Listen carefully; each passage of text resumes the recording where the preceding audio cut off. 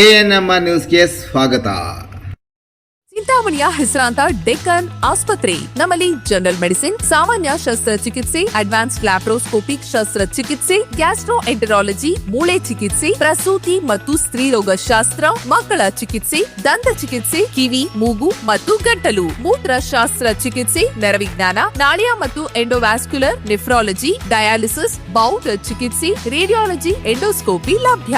ಸೌಲಭ್ಯಗಳು: general ward, private ward, twin sharing ward, day care, ತುರ್ತು ward, 3 modular OT, step down ICU, ಜೊತೆಗೆ ಪ್ರಮುಖ ವಿಮಾ ಕಂಪನಿಗಳೊಂದಿಗೆ ನಗದು ರಹಿತ ಸೇವೆ ಲಭ್ಯ.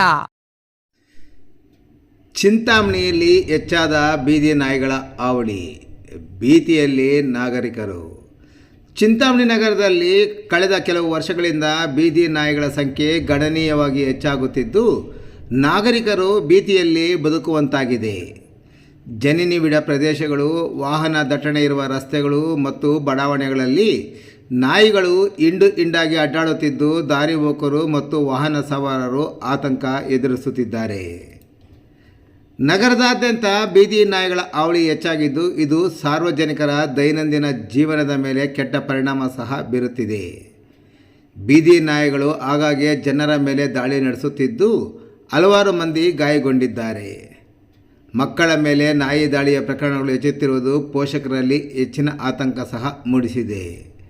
ಇನ್ನು ನಾಯಿಗಳು ರಸ್ತೆಗಳ ಮಧ್ಯೆ ಅಡ್ಡಾಡುವುದರಿಂದ ವಾಹನ ಚಾಲಕರು ನಿಯಂತ್ರಣ ಕಳೆದುಕೊಂಡು ಅಪಘಾತಗಳಾಗುವ ಸಾಧ್ಯತೆ ಸಹ ಇದೆ. ನಾಯಿಗಳ ನಿರಂತರ ಬೊಗಳುವಿಕೆ ಮತ್ತು ಕಿರ್ಚಾಟದಿಂದ ಸಾರ್ವಜನಿಕರಿಗೆ ಕಿರಿಕಿರಿಯಾಗುತ್ತಿದೆ. ಅಲ್ಲದೆ ನಾಯಿಗಳ ಮಲಮೂತ್ರ ವಿಸರ್ಜನೆಯಿಂದ ನಗರದಲ್ಲಿ ಅಸ್ವಸ್ಥತೆ ಹೆಚ್ಚುತ್ತಿದೆ. ನಗರಸಭೆ ವತಿಯಿಂದ ಬೀದಿ ನಾಯಿಗಳ ಸಂಖ್ಯೆಯನ್ನು ನಿಯಂತ್ರಿಸಲು ಯಾವುದೇ ಪರಿಣಾಮಕಾರಿ ಕ್ರಮಗಳನ್ನು ಕೈಗೊಳ್ಳುತ್ತಿಲ್ಲ. ನಾಯಿಗಳಿಗೆ ಸಂತಾನಹರಣ ಚಿಕಿತ್ಸೆ ನೀಡುವ ಯೋಜನೆಗಳು ಸಹ ಸರಿಯಾಗಿ ಅನುಷ್ಠಾನಗೊಳ್ಳುತ್ತಿಲ್ಲ.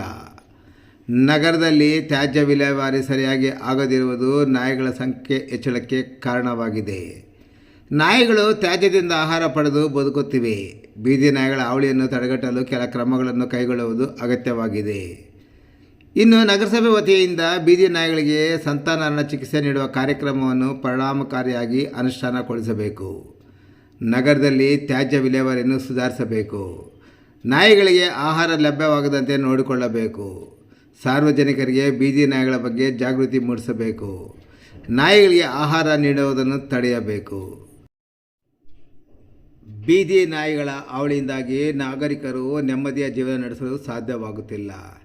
ನಗರಸಭೆ ಈ ಸಮಸ್ಯೆಯನ್ನು ಗಂಭೀರವಾಗಿ ಪರಿಗಣಿಸಿ ಆದಷ್ಟು ಬೇಗ ಪರಿಣಾಮಕಾರಿ ಕ್ರಮಗಳನ್ನು ಕೈಗೊಳ್ಳಬೇಕು ಎಂದು ಸಾರ್ವಜನಿಕರು ಒತ್ತಾಯಿಸಿದ್ದಾರೆ.